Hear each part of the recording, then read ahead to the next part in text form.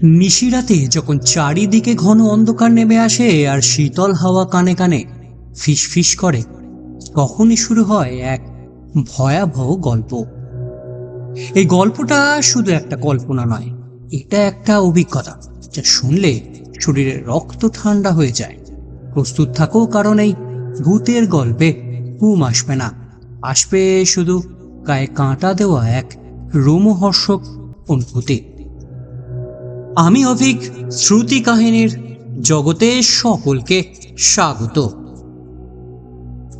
শুরু করছি আজকের গল্প, ভয় সমগ্র থেকে বেছে নেওয়া বন্দি আত্মার কাহিনী। আশা করি গল্পটা আপনাদের ভালো লাগবে, ভালো লাগলে অবশ্যই কমেন্ট করে জানাবেন। শুরু করছি আজকের গল্প, বন্দি আত্মার কাহিনী। বিখ্যাত স্পিরিচুয়ালিস্ট অনন্তবাবুর বাড়িতে বসে এক সন্ধ্যায় আলাপ করছিলুম। কথা হচ্ছিল প্রেত তত্ত্ব নিয়ে। আমি ডাক্তার, কিঞ্চিত পশারও যে আছে, নিজের মুখে এ কথা বললে গর্ব করা হবে না।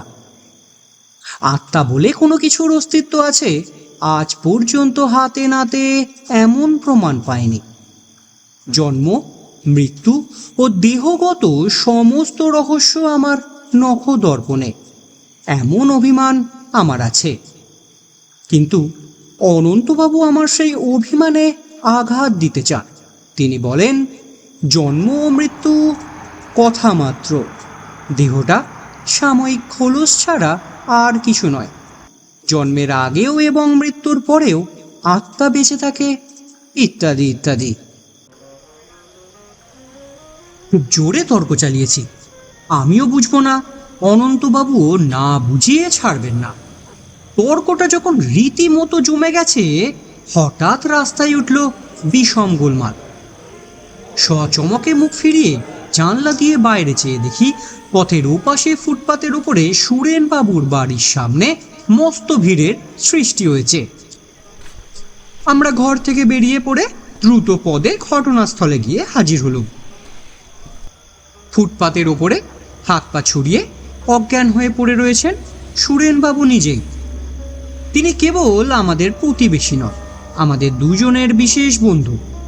ভিড়ের মধ্যে একজন লোক জিজ্ঞাসার উত্তরে বললে উনি বারান্দার ওপর থেকে পড়ে গিয়েছেন। আমরা ধরাধরি করে সুরেনবাবুকে নিয়ে তার বাড়ির ভেতরে ঢুকলুম। তারপর বৈঠকখানার তক্তপোষের ওপরে শুইয়ে রেখে তাকে পরীক্ষা করতে লাগলুম। পরীক্ষার পর বুঝলুম গতিক সুবিধের নয়। সুরেনবাবুর দেহের ওপরটায় গুরুতর আঘাতের চিহ্ন নেই বটে, কিন্তু তার দেহের ভেতরের অবস্থা যে ভয়াবহ, এ অনুমান করতে পারলুম। অনন্তবাবুকে বললুম, এর মৃত্যুর আর দেরি নেই। অনন্তবাবু বললেন, কি সর্বনাশ, তাহলে উপায়? সুরেনের স্ত্রী, ছেলে, মেয়ে সবাই যে হরিদ্বারে তীর্থে করতে গেছে। বাড়িতে আর দ্বিতীয় ব্যক্তি নেই। এখন আমরা কি করব? বললুম, আমার পরীক্ষা ভুল হতে পারে, দাঁড়ান ডক্টর পি ঘোষকে ডাকি। ডক্টর পি ঘোষ হচ্ছেন কলকাতার শ্রেষ্ঠ ডাক্তারদের অন্যতম। ফোনে খবর পেয়েই এসে হাজির হলেন। সুরেনবাবুকে পরীক্ষা করে বললেন, কোনো আশা নেই, মিনিট কয়েকের মধ্যেই ইনি মারা যাবেন। আমি বললুম, অনন্তবাবু, যদি আপনার ঠিকানা জানা থাকে তবে সুরেনবাবুর স্ত্রীকে এক্ষুনি তারে খবর দিন। ঠিকানাও জানি, তারও না হয় করে দিচ্ছি, কিন্তু আপনারা বলছেন সুরেনবাবু এখনই মারা যাবেন। হরিদ্বার এখান থেকে একদিনের পথ নয়।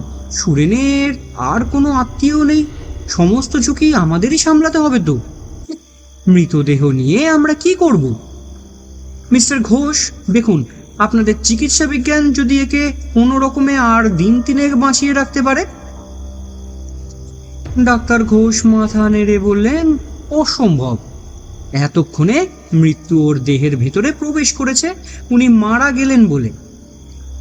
অনন্তবাবু অত্যন্ত উত্তেজিতর মতন একবার ঘরের এদিক ওদিক পর্যন্ত ঘুরে এলেন। তারপর হঠাৎ দাঁড়িয়ে পড়ে বললেন, মৃত্যুর পরেও কি দেহের ভিতরে আত্মা সাড়া পাওয়া একেবারে অসম্ভব? ডাক্তার ঘোষ সবিস্ময়ে বললেন, আপনি কি বলছেন? আমিও হতভম্বের মতন অনন্তবাবুর মুখের পানে তাকিয়ে রইলুম। আমার দিকে চেয়ে তিনি বললেন, আপনারা হিপনোটিজমের কথা জানেন তো? বাংলায় যাকে বলে সম্মোহন বিদ্যা বা যোগনিদ্রা। আমি বললুম, জানি, আর এও জানি যে হিপনোটিজমে আপনার দেশ জোড়া খ্যাতি আছে, কিন্তু তার কথা এখন কেন? আমি এক্ষুনি সুরেনকে সম্মোহন বিদ্যায় অভিভূত করতে চাই। তাতে ফল কি হবে? সুরেনবাবুকে মৃত্যুর কবল থেকে রক্ষা পাবেন? মৃত্যুর কবল থেকে কোনো মানুষই কোনো মানুষকে রক্ষা করতে পারে না, তবে যোগ নিদ্রার একটা আশ্চর্য মহিমা আছে, তার দ্বারা নিশ্চয়ই একটা ফল পাওয়া যাবে। সে যে কি তা আপনি বলতে পারছি না, তবে না থাক, আর কথায় সময় নেই। সুরেনের দিকে তাকিয়ে দেখুন, ওর শেষ মুহূর্ত উপস্থিত। সুরেনবাবুর সমস্ত মুখ তখন মৃত্যু যন্ত্রণায় ভীষণ হয়ে উঠেছে। তার দুটি বিস্ফারিত চোখের তারা চারিদিকে ঘুরছিল। অনন্তবাবু তাড়াতাড়ি এগিয়ে গিয়ে সামনের দিকে ঝুঁকে পড়ে সুরেনবাবুর দেহের ওপরে বিশেষ কৌশলে হস্তচালনা করতে লাগলেন। ডাক্তার ঘোষ গম্ভীরভাবে বসে রইলেন, তার মুখে চোখে দারুণ অবিশ্বাসের ভাব। আমি অবাক হয়ে অনন্তবাবুর কাণ্ড কারখানা দেখতে লাগলুম। কয়েক মুহূর্ত পরে তেমনি হস্তচালনা করতে করতে অনন্তবাবু দৃঢ় স্বরে বারংবার ডাকতে লাগলেন, সুরেন, সুরেন। প্রথমটায় সুরেনবাবু কোনো রকম ভাবান্তর হলো না। তারপর ধীরে ধীরে তার চোখের তারা স্থির ও স্বাভাবিক হয়ে গেল। অনন্তবাবু বললেন, সুরেন, আমার চোখের দিকে তাকিয়ে দেখো। সুরেনবাবুর চোখ অনন্তবাবুর চোখের দিকে ফিরল। সঙ্গে সঙ্গে তার সারা দেহ একেবারে শিউরে উঠল। সুরেন স্বাভাবিক কণ্ঠে জবাব হলো, কি, তোমার কি কষ্ট হচ্ছে? না। তবে? জবাব নেই। আবার ৩-৪ বার ডাকাডাকির পর সুরেনবাবু চমকে উঠে বললেন, হ্যাঁ। তুমি কি ঘুমোচ্ছ? হ্যাঁ। আর আমায় ডেকো না, আমাকে ঘুমোতে ঘুমোতে মরতে দাও। তবে তুমি ঘুমো, কাল সকালে আবার আমি তোমাকে ডাকবো, তোমাকে সাড়া দিতেই হবে। সাড়া দেব, এখন আমি মরছি, আমাকে ঘুমোতে দাও। সুরেনবাবুর 2 চোখ মুদে গেল। অনন্তবাবু আমাদের কাছে এসে বললেন, আপনাদের মত কি? ডাক্তার ঘোষ বললেন, আপনি কি ভাবছেন কাল সকালে ওর সাড়া পাওয়া যাবে? হ্যাঁ। অসম্ভব, তাহলে আমাদের চিকিৎসা বিজ্ঞান ব্যর্থ হয়ে যাবে। বেশ, কাল সকালে এসে দেখবেন। আসবো, যদিও জানি অসম্ভব সম্ভব হবে না, তবুও আপনি আমার কৌতূহল জাগিয়ে তুললেন। কাল সকালে আমি আসছি।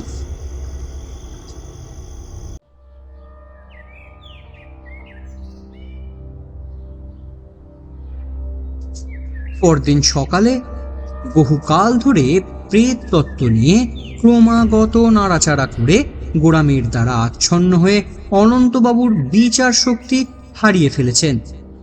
এই কথা বলা বলি করতে করতে ডাক্তার ঘোষের সঙ্গে আমি সুরেনবাবুর বাড়িতে গিয়ে হাজির হলুম। দেখলুম বৈঠকখানার সমস্ত জানলা বন্ধ করে আধা অন্ধকার ঘরে সুরেনবাবুর দেহের পাশে অনন্তবাবু চুপ করে বসে আছেন। ডাক্তার ঘোষ সুরেনবাবুর দেহ পরীক্ষা করে বললেন, দেহ শীতল আর আড়ষ্ট, হৃৎপিণ্ডের ক্রিয়া বন্ধ, শ্বাস প্রশ্বাসও নেই, কাল রাত্রেই এর মৃত্যু হয়েছে। অনন্তবাবু, এখনো কি আপনার সন্দেহ দূর হয়নি? অনন্তবাবু উত্তর দিলেন, না। সুরেনবাবুর গায়ের রং রীতিমতো হলদেটে হয়ে গেছে, তার 2 চোখ মোধা, মুখ হাঁ করা। আমি বললুম, আর কেন অনন্তবাবু, এইবারের এর সৎকারের ব্যবস্থা করুন। হরিদ্বারে তার করে দিয়েছি, আগে সুরেনের স্ত্রী আর ছেলে মেয়েরা আসুক। সে কি, ততক্ষণে দেহের যে কি অবস্থা হবে বুঝতে পারছেন? দেহের কি অবস্থা হবে বুঝতে পারছি না, তবে সুরেনকে আর একবার ডেকে দেখা দরকার। ডাক্তার ঘোষ বললেন, আপনার কি মাথা খারাপ হয়ে গেছে? আর কাকে ডাকবেন? সুরেনকে? হ্যাঁ, সুরেনকে। সুরেন, সুরেন! কোনো সাড়া নেই। ডাক্তার ঘোষ বললেন, কি আশ্চর্য, মরা মানুষ কখনো কথা কয়? সুরেন, সুরেন, আমি ডাকছি, সুরেন, সাড়া দাও। স্তম্ভিত নেত্রে দেখলুম সুরেন বাবু ফাঁক করা ওষ্ঠধারের ওপাশে জিভখানা যেন ছটফট করছে। সুরেন, সুরেন!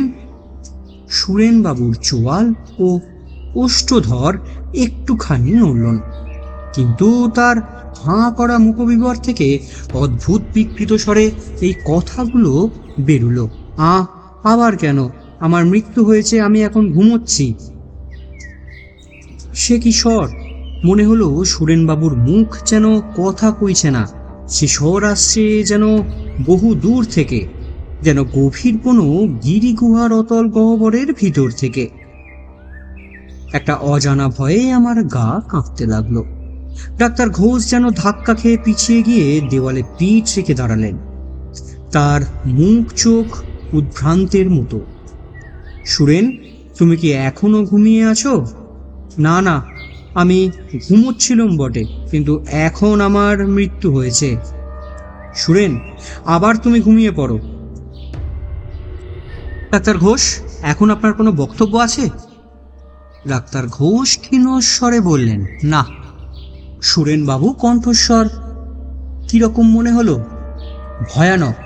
মানুষের গলার ভেতর থেকে যে এরকম বীভৎস আওয়াজ বেরোতে পারে, এটা ধারণার অতীত। ও তো মানুষের কণ্ঠস্বর নয়, যেন একটা অমানসিক ধ্বনি মাত্র, কিন্তু ও ধ্বনি আসছে সুরেনের গলার ভেতর থেকে।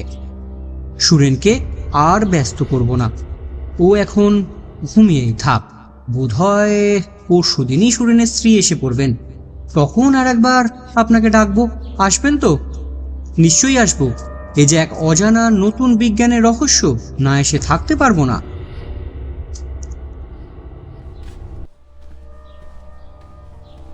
আজ অনন্তবাবুর আহ্বানে আবার সুরেনবাবুর বাড়িতে চলেছি আমরা দুজন। সন্তানদের নিয়ে সুরেনবাবুর স্ত্রী কলকাতায় এসে পৌঁছেছেন। তার নাম হৈমবতী।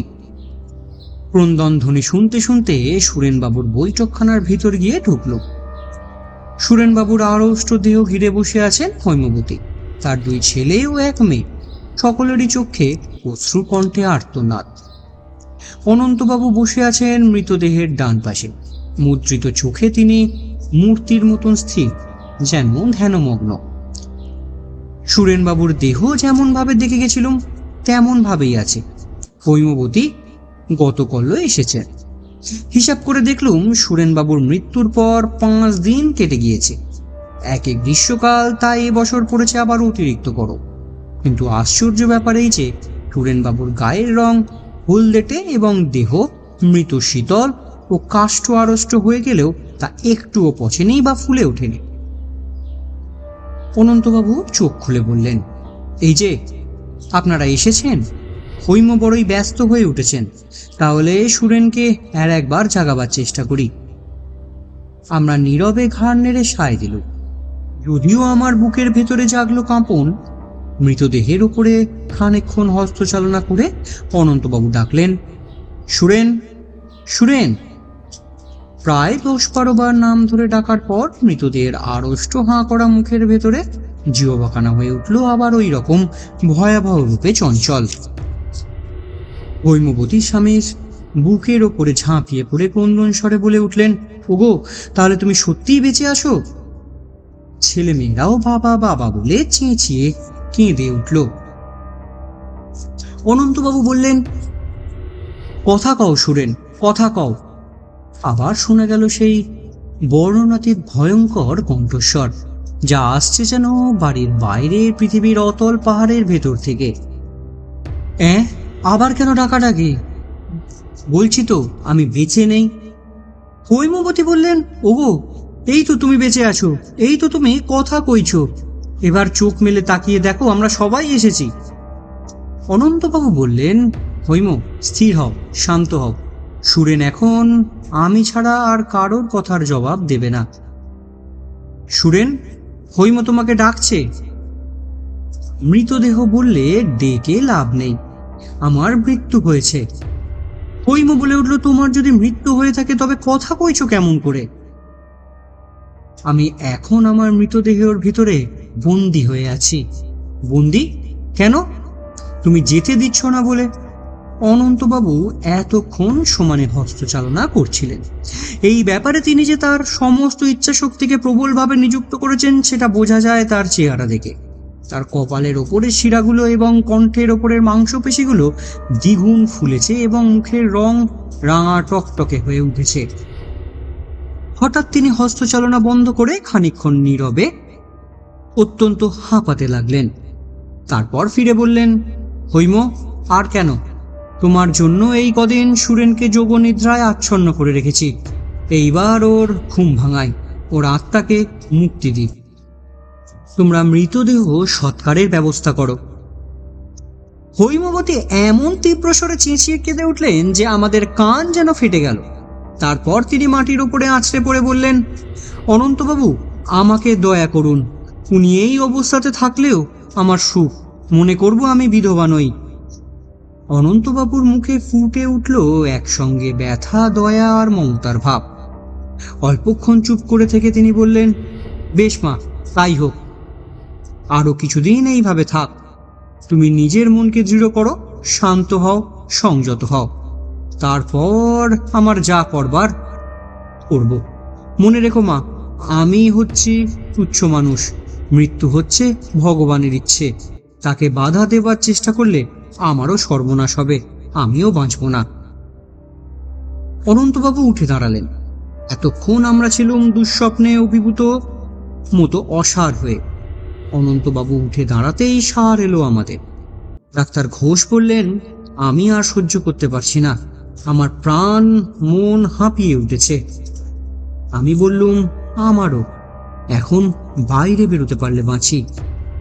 অনন্তবাবু হাঁপাতে হাঁপাতে বললেন, আমারও ওই ইচ্ছে, চলুন আমরা বাড়ি যাই। তারপর কেটে গেছে 2 মাস। শূন্যের দেহ এখনো পড়ে আছে বৈঠকখানার তক্তপোষে, তাতে এখনো পচন ধরেনি। ইতিমধ্যে অদ্ভুত খবর শুনে দলে দলে বাইরের লোক এবং খবরের কাগজের সংবাদদাতারা সুরেনবাবুর বাড়িতে আনাগোনা শুরু করে দিয়েছিল। অনন্তবাবু খাপ্পা হয়ে উঠেছিলেন। বাইরের লোকেরা আর ভিতরে ঢুকতে পায় না। কিন্তু খবরটা রটে গিয়েছিল দিকে দিকে। চারিদিকে বিষম উত্তেজনা সৃষ্টি হয়েছে। কেবল বাঙালি নয়, ইংরেজ এবং আরও নানা জাতীয় লোক কৌতূহলী হয়ে আবেদন জানাচ্ছে সুরেনবাবুর দেহ পরিদর্শনের জন্য। আবেদনকারীদের মধ্যে ছিল বহু বিখ্যাত নাম। একদিন অনন্তবাবু জরুরি আহ্বান এলো। তার বাড়ির কাছে গিয়ে দাঁড়াতেই শুনলুম সুরেনবাবুর বাড়ির ভেতর থেকে কান্নার আওয়াজ। অনন্তবাবুর বৈঠকখানায় ঢুকে দেখি একখানা চেয়ারের ওপর বসে আছেন ডাক্তার ঘোষ। অনন্তবাবু ঘরময় ঘুরে বেড়াচ্ছেন। তার ভাবভঙ্গি ক্রুদ্ধ আর বিরক্ত। আমাকে দেখেই তিনি বললেন, কান্না শুনেছেন? হ্যাঁ। ব্যাপার কি? আজ সুরেনের যোগনিদ্রা ভাঙব, তাই ওই কান্না। হৈমবতীর ইচ্ছে সুরেনের দেহ এইভাবেই থাকুক, কিন্তু তাও কি সম্ভব? আমি বেশ বুঝতে পারছি আমার নিজের স্বাস্থ্য দিনে দিনে ভেঙে পড়ছে। এরপর অস্বাভাবিক উত্তেজনা আর কতদিন সহ্য করব? প্রবল ইচ্ছা শক্তিরও একটা সীমা আছে। এই জন্যই আমাকে ডেকেছেন, আপনাকেও, ডাক্তার ঘোষকেও। তারপর আর একটা কি কথা জানেন? নিজেকে অপরাধী মনে হচ্ছে। কেন? বোধ হয় প্রকৃতির আইন ভঙ্গ করেছি। ভগবান সুরেনের আত্মার যে অদৃশ্য পথে নিয়ে যেতে চান, আমি হয়েছি তার বাধার মতো। এ এক মস্ত অপরাধ। এই জন্য হয়তো আমাকে শাস্তি ভোগ করতে হবে। হয়তো একটা প্রাণহীন কুৎসিত দেহের কারাগারে বন্দী হয়ে সুরেনের আত্মাও অত্যন্ত কষ্ট ভোগ করছে। না, আর নয়। আমি দৃঢ় প্রতিজ্ঞা করেছি এই ব্যাপারের ওপরে আজকেই জবনিকা ফেলে দেব। কারোর মিনতি, কারোর অশ্রু আর আমাকে বাধা দিতে পারবে না। গোড়া থেকে যখন সঙ্গে আছেন, তখন শেষ দৃশ্যটাও দেখুন। শেষ পর্যন্ত হৈমবতীকে সম্মতি দিতে হলো। অনন্তবাবু অনেক চেষ্টার পর তাকে বুঝিয়ে দিয়েছেন এই মৃতদেহর মধ্যে সুরেনের আত্মা বন্দী হয়ে আছে অভিশপ্তের মতন। দেহ থেকে বেরোতে না পারলে আত্মার গতি হবে না। অনন্তবাবু দেহের পাশে বসে হস্তচালনা করতে করতে ডাকলেন, সুরেন, সুরেন। আমরা রোমাঞ্চিত দেহে বিস্ফারিত চোখে রুদ্ধশ্বাস দেহের দিকে তাকিয়ে রইলাম। 7-8 মিনিট কেটে গেল। দেহ নিরাশ, নিস্পন্দ। অনন্তবাবু কপাল থেকে দরদর করে ঘাম সরতে লাগলো। সুরেন, জাগো, সাড়া দাও, আমি ডাকছি সুরেন। আরো 7-8 মিনিট কাটল। অনন্তবাবু উদ্বিগ্ন কণ্ঠে বললেন, তবে কি আমি ব্যর্থ হব? সুরেনের আত্মা কি এখানে নেই? না না, তা তো হতে পারে না। যোগনিদ্রার প্রভাব না থাকলে দেহের অবস্থা হতো যে এরকম। সুরেন, সুরেন, জাগো, তোমার যোগনিদ্রা ভঙ্গ হোক। এবারে উন্মুক্ত দন্ত কণ্টকিত মুখ বিবরের মধ্যে জ্যান্ত হয়ে ছটফট করতে লাগলো জিহ্বাখানা। সুরেন। উত্তরে শোনা গেল এক ভীষণ ও তীক্ষ্ণ আর্তধ্বনি। সেই আর্তধ্বনি ভাষায় বর্ণনা করা যায় না। মানুষের কান কোনোদিন শোনেনি তেমন আর্তনাদ। ছেলে মেয়েরা ঘর ছেড়ে পালিয়ে গেল। হৈমবতী মূর্ছিত হয়ে পড়লেন। আমাদের অবস্থাও শোচনীয়। সুরেন, শান্ত হও ভাই, শান্ত হও। শান্ত হব? তোমরা জানো না এই দেহের নরকে কি দুঃসহ যন্ত্রণা। নিশিদিন কাঁদছি আর ছটফট করছি। মৃত্যুর পরেও এ কি শাস্তি? আর কেন? আমাকে মুক্তি দাও। আজকে স্বর আরো বিকট ও ভয়াল, এবং আসছে যেন আরো আরো বেশি দূর থেকে। অনন্তবাবু বললেন, তোমাকে মুক্তি দিলুম সুরেন। সুরেন, ভেঙে যাক তোমার যোগনিদ্রা। পর মুহূর্তে অদ্ভুত একটা শব্দ হলো। সঙ্গে সঙ্গে আচ্ছন্নের মতন দেখলুম তক্তপোষের উপরে পড়ে রয়েছে সুরেনবাবুর দেহের বদলে একটা নরকঙ্কাল। সভয়ে প্রাণপণে দৌড়ে পালিয়ে এলুম বাইরে।